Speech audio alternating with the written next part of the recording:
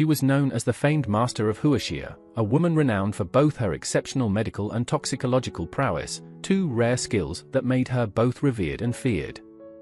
With a flick of her wrist, she could concoct a pill potent enough to purchase a small country, a talent that left her standing as an unrivaled paragon of wealth and beauty. However, this brilliance had attracted more than admirers. There were some, lurking in the shadows, who saw her as a threat to be eliminated, and they would stop at nothing to see her fall. Their latest attempt had been as cold-hearted as it was devious. They had planted a ticking bomb beneath her very seat. With a deafening blast, the explosion engulfed Junju in a surge of fiery light. Amid the flames, she noticed something extraordinary. The jade bracelet on her wrist was emitting a blinding radiance, as if it held some ancient, untapped power. Fate seemed to be taking a strange turn, and through the haze, she could faintly hear voices murmuring around her. They spoke with disdainful confidence, taunting her, remarking on her appearance, pitying her beauty wasted in death. Someone even chuckled darkly, suggesting they might as well take advantage of her lifeless form. One of the men reached out, his hand hovering close to her chest, when her eyes suddenly snapped open. With swift precision, she clamped down on his wandering hand. The men recoiled, horrified by what they had just witnessed. They stumbled back, pale with fear, exclaiming about a ghostly resurrection. With a slight sneer, Junju looked down at the frightened faces and spat out, "Who dares curse my death? Not even death itself can touch me." One man, regaining his composure and emboldened by her supposed inability to cultivate power, dismissed their fears. If she wasn't a ghost, then they had no reason to cower. After all, to him, Junju was nothing more than a helpless heiress, one who lacked any fighting spirit. He grinned lecherously, suggesting that since she was still alive, they might as well teach her a lesson she'd never forget. However, Junju's lips curled into a knowing smile, one that revealed she was neither helpless nor afraid. Blinded by desire, and having been deprived of any female companionship for far too long, the men advanced eagerly. The thought of overpowering such a noble lady filled them with an almost childlike excitement. Just as they moved in to strip away her garments, Junju struck first, greeting them with a brutal, perfectly timed elbow that sent them reeling back in shock. The sudden, merciless strike had left the two men frozen in shock, their eyes wide with terror. They hadn't expected such a display of strength from Junju, a woman they had believed to be frail and powerless. To them, she was nothing more than the weakling noble they had grown accustomed to mocking. Yet now, as they gaped at her with disbelief, they couldn't ignore the undeniable truth: something was different about her. This was no longer the Junju they knew. The realization hit them hard, but it came too late. Junju began advancing toward them, her every step deliberate and menacing. Her voice was calm, laced with cold fury as she remarked, "I believe I heard someone mention wanting to take advantage of me while I was warm." The men broke into a cold sweat. Panic gripped them as they stumbled backward, desperately trying to create some distance between themselves and the approaching figure. "Stay away," one of them stammered, his voice trembling with fear. Junju, however, showed no mercy. Her lips curled into a chilling smile as she delivered her final declaration: "Those who insult me have only one fate, death." The screams that followed echoed into the night, sharp and brief, as she dispatched them without hesitation. By the time the scene grew silent again, the men had already crossed into the afterlife, lining up at the bridge of helplessness for their turn at the fabled forgetfulness soup. Standing amidst the chaos, Junju took a moment to gather herself. A sudden wave of realization washed over her. She wasn't in her world anymore. The memories came flooding back, the explosion at the auction, the searing light, and now this unfamiliar place. She quickly pieced it together. She had transmigrated. This body, however, wasn't entirely foreign. It belonged to someone who shared her name, a Junju of the Tianzong kingdom. The original Junju had been the infamous disgrace of the prestigious Jun family, a direct descendant with no aptitude for cultivation in a world where strength dictated one's worth. The girl had endured years of humiliation before falling victim to foul play, her life tragically cut short. But that Junju was gone. In her place stood a woman from the year 2030, a revered master known as the Medicine Saint, a figure who had ascended to the pinnacle of her world. This rebirth was no accident, and Junju vowed it wouldn't be wasted. She clenched her fists, a new resolve burning in her eyes. No longer would this name be synonymous with weakness. Everything the original Junju had lost would be reclaimed, every injustice avenged. Those who had dared to bully her would face retribution, one by one. Drawing from the fragmented memories of this body, Junju decided her next course of action.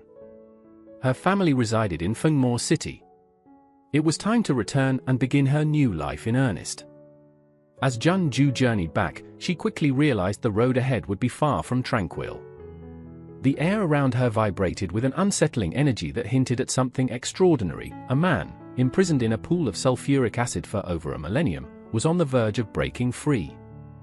His body radiated a terrifying power, crackling with lightning, as he unleashed every ounce of strength against his bindings. Moments later, the seal shattered, and he propelled himself upward, a triumphant surge of freedom lighting up his eyes. Filled with exhilaration, he roared his defiance into the void. "Once I'm free, all of you will perish." But his outburst was not without consequence. The force of his escape reverberated through the earth, and the resulting shockwave disrupted Junju's path. She plummeted from her perch, descending rapidly toward the source of the chaos. The man, startled to see a figure tumbling toward him, froze in disbelief. A woman? Here? His mind raced as the two drew closer, yet Junju's expression betrayed no fear. Instead, her lips curled into a wicked grin that sent an ominous chill down his spine. Something about that smile spelled trouble. His instincts were right. Without hesitation, Junju delivered a powerful kick that landed squarely on his face. The force of the blow was breathtaking, painful in a way that was as much an affront to his pride as it was to his body. With an almost casual ruthlessness, she used him as a springboard, propelling herself upward in an audacious bid to escape the cavern's confines. The man was furious. Rage bubbled within him as he plummeted back into the depths he had spent centuries planning to leave behind. 1,000 years of scheming, and this insufferable woman ruins it all in one kick, he fumed. The indignity of it was almost too much to bear. Junju, meanwhile, was within arm's reach of the cavern's opening, her escape tantalizingly close. But just as freedom seemed assured, an iron grip seized her ankle, yanking her downward with brutal force. She gasped, twisting to see the man she had just dispatched dragging her back into the abyss. How? She had sent him hurtling into the darkness moments ago. How had he recovered so quickly? Before she could formulate a plan, gravity claimed her, and she plunged into the water below. Disoriented, Junju opened her eyes, only to find herself face to face with the man, and their lips pressed together in a moment of accidental intimacy. Shock widened her eyes as the reality of their collision sank in, leaving her momentarily stunned in the murky depths. Junju was seething. This scoundrel had the audacity to steal a kiss, no less, while she was still grappling with the chaos of their plunge into the water. Without a second thought, she pushed him away with a force that was more insult than defense, breaking the unintentional intimacy. Gasping for air, she shot to the surface, her mind a whirlwind of questions. Who was this man? And where on earth had she landed?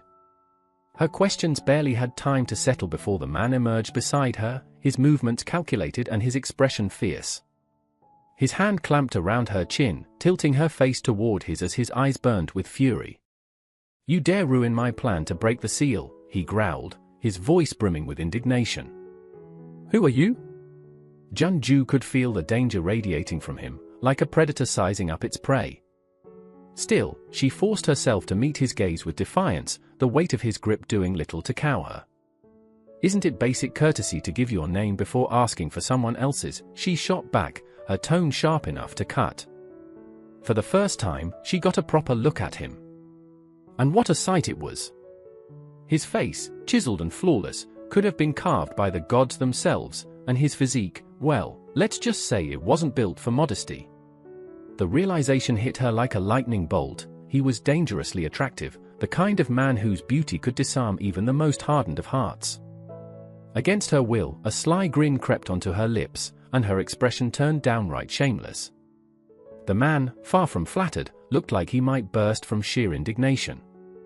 "You ruined my escape. You sabotaged my plan and left me to rot in this abyss once more, and now you're smirking at me?" His voice thundered with frustration. "Tell me, woman, how should I quench the raging fire you've ignited in my chest?" Junju didn't miss a beat, her grin widening as she shrugged off his outburst with a nonchalance that bordered on audacious. "Oh, my bad. But honestly, what's done is done. Even if you kill me, nothing will change that. Why don't we make a deal instead?" Her tone was casual, playful, as if she were negotiating a trade rather than facing a man who could obliterate her with a flick of his wrist. The man's glare faltered for a moment, replaced by a glimmer of intrigue. This girl, fearless, reckless, and entirely unfazed by his wrath, was unlike anyone he had encountered. "A deal?" he echoed, skepticism lacing his voice. Junju gestured toward the cavern's opening high above them. "You help me get out of here, and I'll help you break free from this seal. Simple as that." He let out a humorless laugh, the sound low and mocking.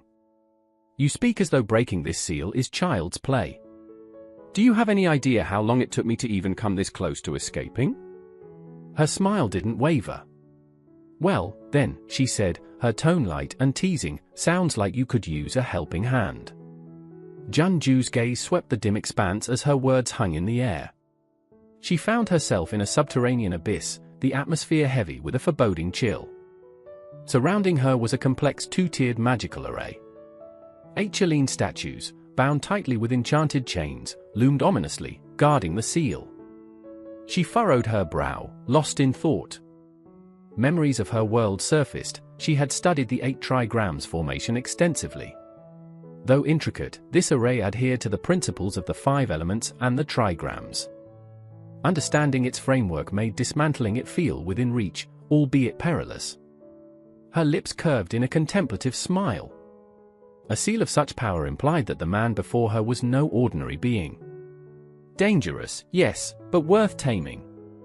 The thought of controlling such a force ignited a thrill within her, the kind of excitement that made her blood race. With this man as her ally, or better, her subordinate, she could become truly unstoppable.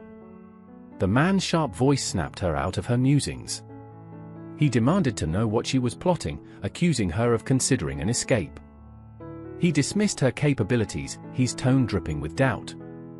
How could a mere woman dismantle a formation of such magnitude? Junju didn't waste time on arguments. Her finger shot upward, pointing to the array's focal point with precision. "The array's core lies there," she declared confidently. "Destroying it will break the seal." The man's eyes widened in shock. Her swift assessment of the array's vulnerability was unexpected. Could she truly dismantle a seal that had held him captive for centuries? A flicker of curiosity softened his skepticism as he asked her name. "Ju Yu," she replied with a practiced smile, one that was both disarming and professional. Impressed but wary, the man agreed to their earlier deal. If she succeeded in breaking the formation, he would take her wherever she wished to go. Without hesitation, Junju drew a small knife, its blade gleaming faintly in the cavern's low light. With a few precise movements, she severed the ancient magic that had imprisoned the demon for millennia. The moment the array collapsed, the entire underground chamber began to crumble, the air filling with the deafening roar of falling debris. Junju's heart leapt in panic as the ground gave way beneath her feet. But before the chaos could claim her, the man's arms encircled her, pulling her against his chest with a speed that defied logic. Shielded by his body, she escaped the fate of being crushed by the collapsing cavern, her breath catching as she clung to him. His presence was solid, unyielding, and for the briefest moment, she allowed herself to feel safe in his grasp. By their agreement, Junju had dismantled the array, and now it was his turn to fulfill his promise. Despite his infamy as a demon lord, the man proved honorable, cradling her in his arms as he soared effortlessly through the crumbling cavern. Junju's eyes widened in shock, her breath hitching. Flying. The man was flying. As a modern woman, she had never witnessed anything so surreal, and for a moment, she could only marvel at the impossible. After what felt like mere moments, they emerged into the open air. The night had fallen, cloaking the world in a cool, inky darkness. He turned his gaze to her, his expression a mix of curiosity and authority as he asked her destination. "Where to now?" His voice was calm but expectant, waiting for her next move. "Feng Luo City."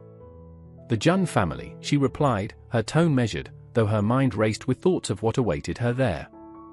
Unbeknownst to Jun Ju, chaos had already erupted at the Jun family residence. Flames roared into the night sky, devouring the once proud estate.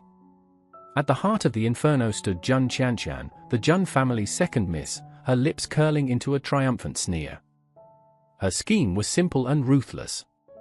The fire was staged to look as though Jun Ju had clumsily knocked over a bamboo oil lamp, setting the house ablaze. A nearby maid, her partner in this crime, eagerly fanned her mistress's ego with sycophantic affirmations. Jun Qianshan's hatred for Jun Ju ran deep, stemming from Jun Ju's rejection by both their main and branch families. To her, Jun Ju's existence was an embarrassment, a blemish on the Jun family name that had to be erased. Laughing maniacally, Jun Qianshan reveled in her handiwork. This was an excellent plan, she mused aloud, the words laced with malice. She's nothing but trash. No one will miss her. Her maid nodded vigorously, plastering on a nervous smile as she promised, "No one will ever know you were involved, my lady. The world will believe it was her own foolishness." Neither of them realized just how much their night of revelry was about to unravel. Jun Qianshan's lips curled into a sinister smile as she showered her maid with praise. The servant beamed with excitement, oblivious to the growing malice behind the compliments. It was only a moment ago that the maid had revealed her darker role in Jun Ju's demise. The maid had poisoned her to ensure her death. The maid's gratitude overflowed as she basked in her mistress's approval. But her celebration was cut short when a rock came hurtling out of the shadows, striking her square on the face. She yelped in pain, clutching her head as her face twisted into an indignant grimace. "Who dares?" she began, but her voice faltered into a trembling gasp. Her gaze darted to a figure looming just beyond the fire's glow. Pointing with a shaky hand, she stammered, "Second miss." "Look! A ghost!" Jun Qianshan froze, her smugness evaporating as she followed the maid's trembling finger. Her blood ran cold at the sight before her. Standing there, illuminated by the flickering flames, was Jun Ju. She was alive. Worse, she was smirking, casually tossing a stone up and down in her hand, her gaze fixed on them with predatory intent. Jun Qianshan's body betrayed her, she trembled, her lips quivering as she stuttered, You, weren't you thrown off the cliff? How are you here?"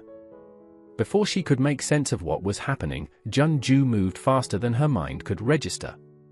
With a swift motion, she slapped Jun Qianshan across the face, the force leaving her stunned, her expression frozen in disbelief. Jun Ju's voice dripped with mockery as she tilted her head. "What's the matter? Woken up yet? Dead people don't give such satisfying slaps, do they?" Jun Qianshan reeled, her mind refusing to accept the reality before her. This couldn't be happening. She was sure Jun Ju had perished. Yet, here she stood, her presence undeniable, her words cutting deeper than the slap itself. Still in a daze, Jun Qianshan barely had time to think before Jun Ju's hand met her cheek again, delivering another resounding blow. The sheer audacity left her speechless, her eyes wide with shock. Jun Ju shook her hand with exaggerated nonchalance, muttering, "Your shamelessness is thicker than the city wall's corners. My hand hurts from slapping you." The servant standing nearby watched in stunned silence, their faces a mix of confusion and disbelief. Was this truly the same Jun Ju they had dismissed as a worthless outcast? The aura she exuded now was anything but weak. Jun Qianshan, clutching her burning cheek, finally snapped out of her stupor. Realizing that Jun Ju was not only alive but had humiliated her so publicly, rage consumed her. With a cry of fury, she lunged at Jun Ju, determined to end her once and for all. Jun Qianshan spat insults with venom in her voice, the words laced with defiance as she hurled them at Jun Ju. She barely finished her tirade when Jun Ju's fist collided with her stomach, sending her doubling over with a gasp. The impact seemed to force something vile from her insides, leaving her gagging and disoriented. Before she could fully recover, Junju seized her by the neck and hoisted her off the ground, holding her high as though she weighed nothing. Her voice, low and deliberate, dripped with menace. "I don't tolerate being insulted," she declared. "If I hear you curse me again, I'll cut out your tongue. Believe me, I don't bluff." Terror rooted Jun Qianshan in place. Her vision blurred with the sheer intensity of Junju's glare, far more terrifying than even their eldest sister's wrath. A chill ran down her spine as her mind spiraled into doubt.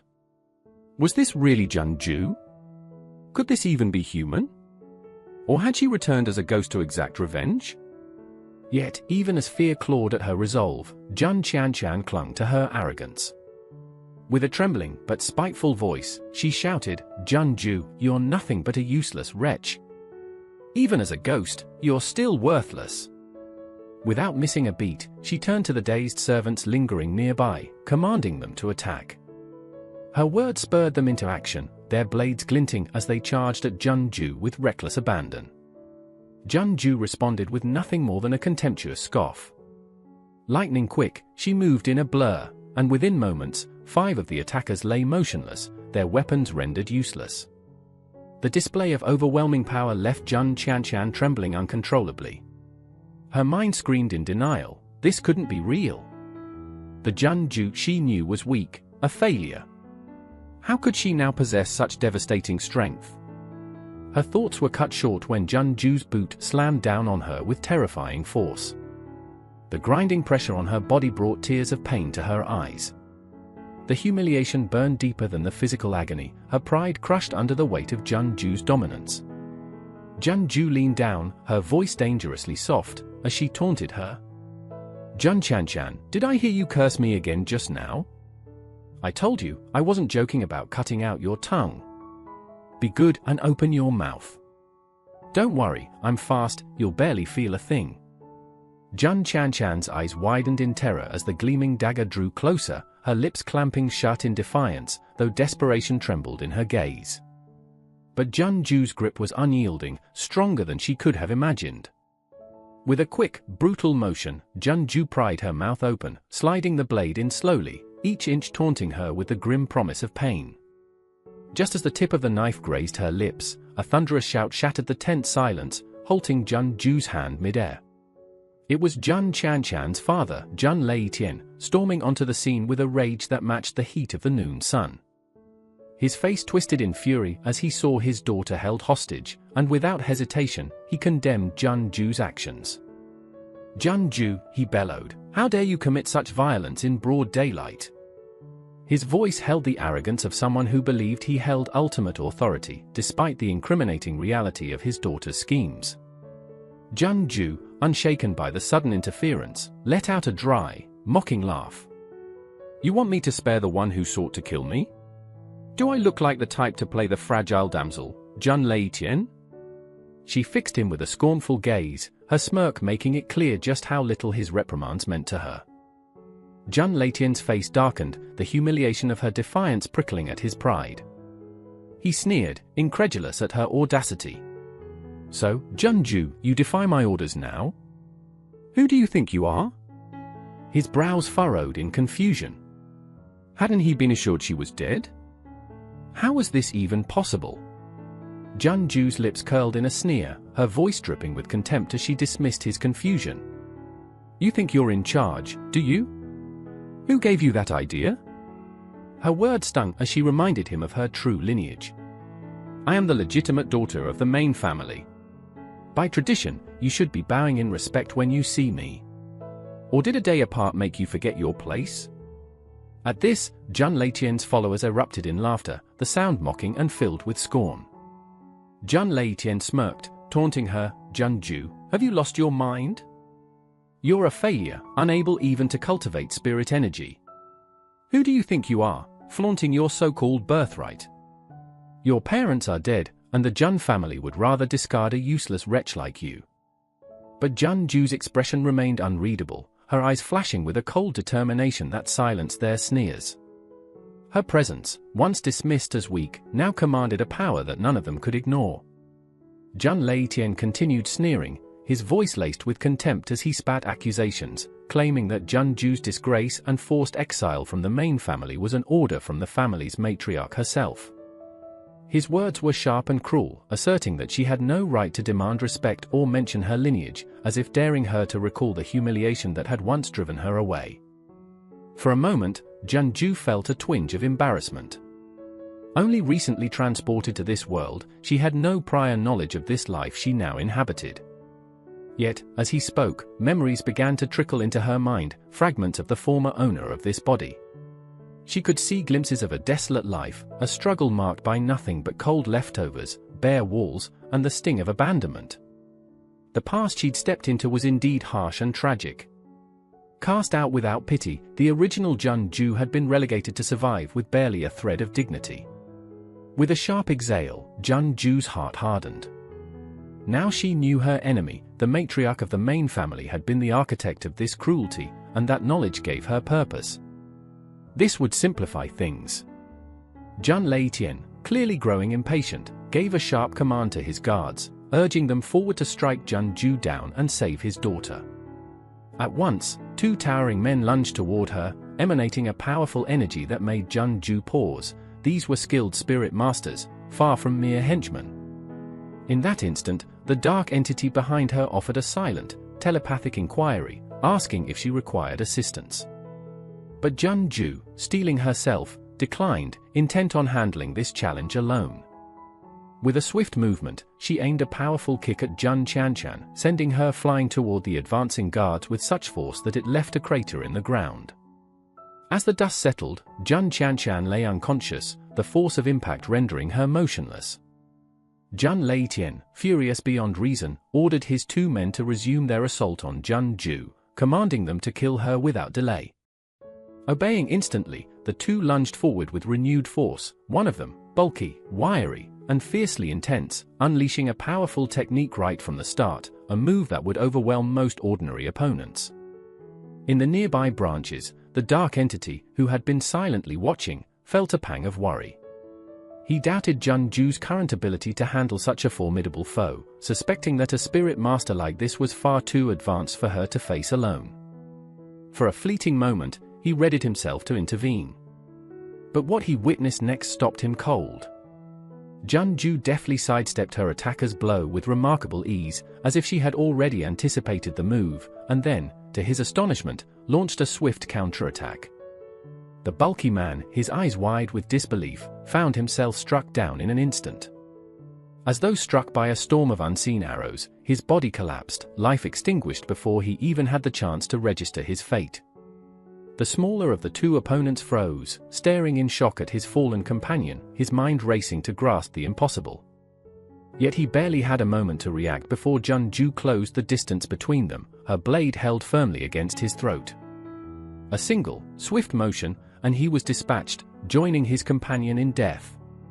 Calmly wiping the blood from her face, Junju turned her gaze to Jun Leitian and his daughter. "Your turn," she said, her voice low and cutting, as if delivering a sentence from the underworld itself. Terror gripped the pair so tightly they lost control, quivering in their fear as they stood before her. Leitian, staring at Junju's unwavering stance and the cold promise in her eyes, broke out in a sweat. Desperation overtook his pride, and he stumbled over his words, issuing apology after apology, his previous arrogance extinguished. But Junju was not about to let him escape so easily. Her home had been burned, and she intended for him to pay. Not only did she demand compensation in the form of a villa, but she made it clear that should there be a next time, mercy would be out of the question. Unable to fight back, unwilling to risk a battle he knew he'd lose, Jun Leitian swallowed his rage and hatred, his resentment for Junju festering. Just as he thought he might escape with whatever dignity he could salvage, her voice cut through the air, halting him. The head of a branch family should kneel before the true heir of the main family, she stated, her tone leaving no room for defiance. "Or have you forgotten your place?" Her words left no doubt that obedience was not a request, it was her decree. And Leitian, powerless before her, had no choice but to comply. Jun Leitian had not anticipated that Junju would demand such an outrageous and humiliating act of submission. His face darkened, his expression twisted with hatred as his teeth clenched in suppressed fury.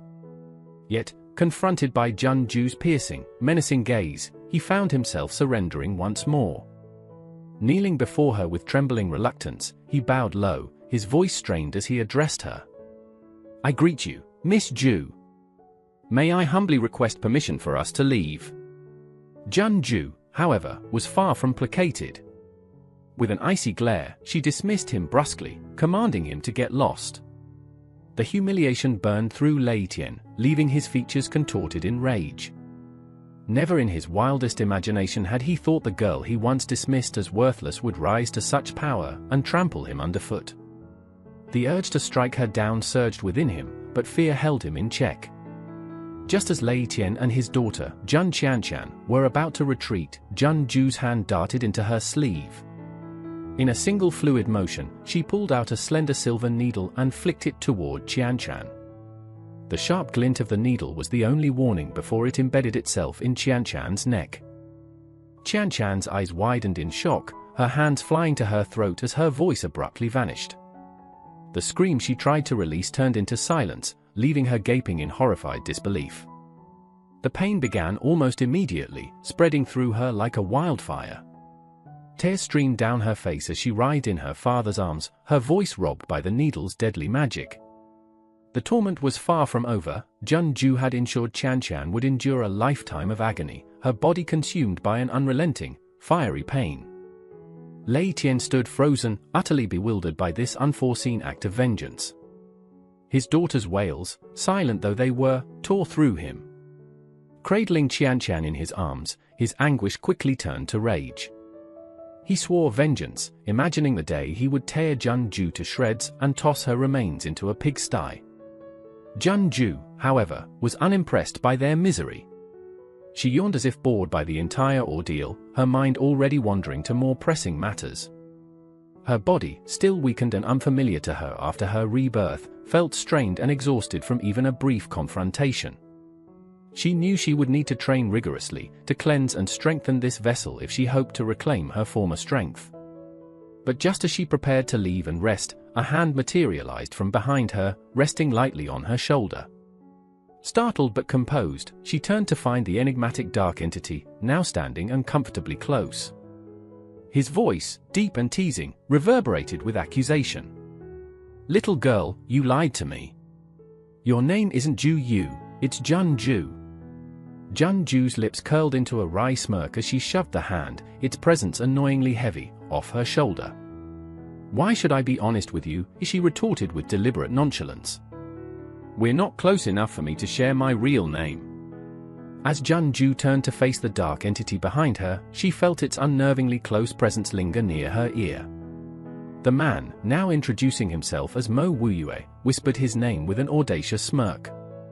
He added, almost casually, that while she might have lied about her name, he found Ju Yu charming enough. In fact, he declared, their future child would bear that name. Her mind screeched to a halt. What? Jun Ju's jaw practically unhinged as she processed his absurd leap of logic. They had only just met, and here he was naming imaginary children like some deranged romantic protagonist. Her thoughts raced, tinged with incredulity and indignation. Has Mo Wuyue been locked away too long, she wondered. Minutes after meeting me, he's plotting to woo me? Her reputation, ironclad and untouchable, had never suffered such an assault before. No one had dared to address her like this. Ever. Fixing him with a glare sharp enough to cut glass, Jun Ju shot back inwardly that she didn't need a man, let alone children. She was Jun Ju, capable of solving every problem herself. A man would only slow her down. But Mo Wuyue wasn't one to be dismissed so easily. His expression shifted from playful to solemn as he watched her. His thoughts strayed to her earlier confrontation with Jun Leitian and Qianshan, recalling how fiercely independent she had been, how she hadn't even sought his help against overwhelming odds. That stubborn resolve stirred something unfamiliar in him, concern. With a voice imbued with quiet seriousness, he told her she was no longer allowed to fight so recklessly. Whatever she desired, he vowed to handle it for her. Junju met his sudden earnestness with a withering rejection, making it clear she wanted no part of his self-imposed protector role. Yet Mo Wuyue, as persistent as a shadow, followed her. He trailed her to Jun Leitian's mansion, the site of her enemy's begrudging compensation, declaring his intent to stay close. Not just nearby, but in the room next to hers. Junju's expression darkened into one of pure disdain as she stared at the unshakable man. Her thoughts seethed with frustration. He's impossible. Fight him, and I lose. Shake him off, and he reappears. A helper, sure, but one I can't control? That was the worst of it. The lack of control made her feel uneasy, and she loathed the sensation. Yet as she begrudgingly resigned herself to his presence, she couldn't help but curse her earlier decision to involve him in the first place. Meanwhile, on the other side of town, Jun Leitian was beside himself with rage. He couldn't shake the suspicion that Junju had been hiding her true strength all along. Clearly, this young woman was far from a helpless nobody. She had single-handedly taken down 2 level 1 spiritual masters. Jun Leitian's fury only intensified as his mind reeled with the audacity of it all. The chief steward, sensing his distress, cautiously suggested that they bring back Miss Wan, a formidable level 2 spiritual master, who, without question, could handle Junju. With that, Jun Leitian's anger gave way to a sudden spark of hope. He had almost forgotten his elder daughter's superior abilities. At once, he instructed the steward to urgently contact Jun Wan and summon her back. Meanwhile, Qianshan wasn't faring much better. Junju's underhanded tactics had rendered her speechless, literally. She couldn't utter a single word, trapped in the bizarre silence like a silent sufferer with no one to confide in. The healer who arrived to assess her condition found nothing visibly amiss and concluded she had merely sustained internal injuries. He prescribed some pain relief medication, wholly oblivious to her true predicament. Qianshan desperately shook her head, wanting to scream that this wasn't the whole story, that somehow Junju had done something sinister to her. But every attempt to vocalize her thoughts only produced a series of strangled sounds. Back at Junju's side, she found herself fuming. Mo Wuyue, it seemed, had clung to her like an unshakable shadow, making it impossible for her to rid herself of his constant presence. As she mulled over her options in exasperation, a soft voice chimed in from the bracelet on her wrist. It was her AR assistant, attempting to reassure her, "Master, don't be upset. At least he's easy on the eyes. Keeping him around might not be so bad as long as he makes for pleasant scenery." It turned out that this intelligent AR device and her portable storage space had crossed dimensions with her into this world. Her AR assistant, now appearing as a small cat named Xiao Wu, had been her loyal companion from her previous life. Junju's curiosity piqued, and she asked Xiao Wu if her mysterious arrival here had something to do with her. Xiao Wu, however, could only offer a partial answer. In the chaotic moments of the explosion, all she could do was shield Junju's soul, but the rest? That had been the result of sheer, inexplicable chance. Junju found herself wondering if returning to her original world was even a possibility. Xiao Wu, her AI companion, quickly dispelled that hope. Her previous self had perished in the explosion, Xiao Wu explained, leaving nothing behind but ashes. A brief wave of sorrow washed over Junju, realizing there was no way back. But she resolved that if she was here to stay, she would live fully, especially since the life of the previous owner of this body had been riddled with misfortune. Orphaned and bullied without end, the former Junju had lived a tragic existence. Vague memories surfaced of her biological father, a powerful and revered man who had once arranged an engagement for her with the crown prince. But after his death, Junju's stepmother had coldly cast her out of the family, scheming to replace her with her own daughter in the prince's favor. The bitter irony of it struck Junju, whose modern sensibilities found this tangled plot straight out of a soap opera. It was clear now that the former Junju had lost her life because of this betrayal. Xiao Wu immediately suggested that Junju should distance herself from the Jun family, reasoning that her medical expertise alone would ensure her survival anywhere. But Junju sensed that this world was far from the one she once knew, especially with the existence of spiritual masters who could live for centuries through cultivation. Medicine might differ here in unimaginable ways, and the memories she possessed held no trace of healing knowledge. For now, she needed the protection and resources of the Jun family to understand this new world's workings, and more importantly, to develop her own strength. Even if this body was considered weak, in her hands, she was determined to turn it into something remarkable. Just then, the maid who had previously poisoned her appeared, trembling and pleading for forgiveness as she knelt before Jun-ju. Her face was streaked with tears and snot, as if genuinely remorseful. But Jun-ju saw the truth. Jun Lei-tian had sent this servant to spy on her. Under any other circumstances, the maid would sooner die than approach her of her own accord. Jun-ju took in the maid's theatrics with barely concealed amusement, instantly seeing through the girl's shallow display of remorse. Her expression never wavered as she raised the maid's chin, pretending to forgive her. Yet, without waiting for a reaction, Jun-ju deftly slipped a pill between the maid's lips. Clapping her hands as though concluding a task, she told the girl with mock cheerfulness, "I don't keep useless people around. Consider yourself reproposed." The effect was almost immediate. The maid's face twisted in agony, her body contorting as if something foreign writhed within her. Her eyes glazed over, transforming her expression into a vacant, almost zombie-like stare. Soon, she lost consciousness entirely. It was at that moment that Mo Wuyue entered, curiosity flickering in his eyes as he took in the unsettling scene. He studied Jun-ju with intrigue and asked what exactly had been done to the maid. Jun-ju's answer was as smooth as it was chilling. The maid had ingested a rare pill known as the servant puppet pill, a concoction that would turn her into a mindless puppet, bound to obey Jun-ju's every command. Mo Wuyue's brow furrowed in slight bewilderment. How could someone as young as Jun-ju possess such a powerful pill? Just then, the maid stirred, standing rigidly upright with a blank stare. Her first words were a hollow, emotionless "Master."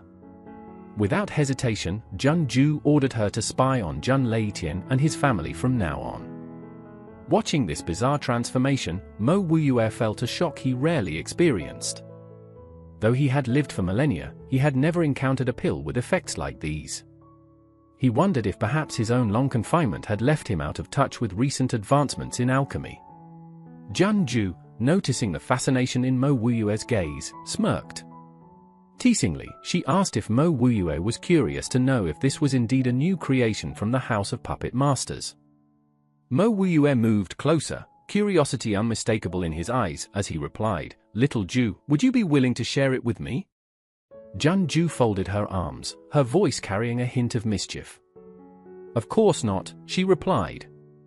"That's my secret, after all. I wouldn't give it away so easily." The mention of Jun-ju's secret set a gleam in Mo Wuyue's eyes, sparking his curiosity even further. He suggested a trade, his own secrets in exchange for Jun-ju's. But Jun-ju, unaffected and amused, declined the offer. With a light-hearted tone, she advised Mo Wuyue to go home, get some rest, and sleep on it, her dismissive response making it clear that Mo Wuyue's secrets didn't pique her interest in the slightest.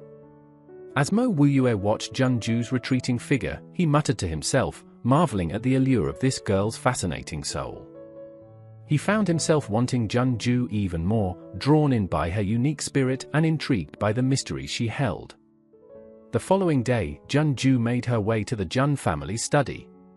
She found herself unexpectedly impressed by Jun Lei-tian's taste. The room was spacious and opulently decorated. Meanwhile, Xiao Wu, her feline companion, seemed puzzled and asked why they had come. Jun-ju explained with a bit of sheepishness that, given her body's blocked meridians, she needed money for medicinal herbs. She couldn't help but reflect on how absurd it was that, in her previous world, wealth had been nothing more than a number to her, something that barely registered as valuable. Yet here she was now, searching for spare change to buy medicine.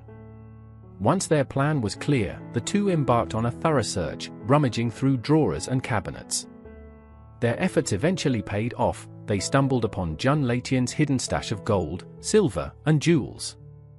But just as they congratulated themselves, Jun Lei-tian himself appeared, catching them in the act.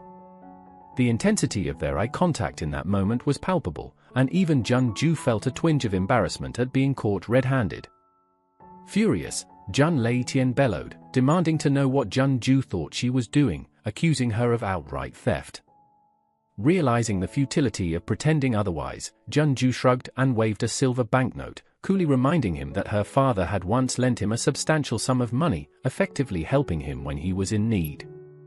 With a smirk, she declared that she was merely reclaiming what her family was owed.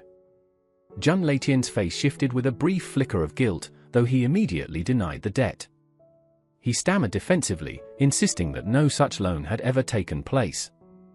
Junju had no patience for Jun Latian's weak excuses. Without a word, she flicked a small knife in his direction, the blade slicing through the air with chilling precision, stopping beside him.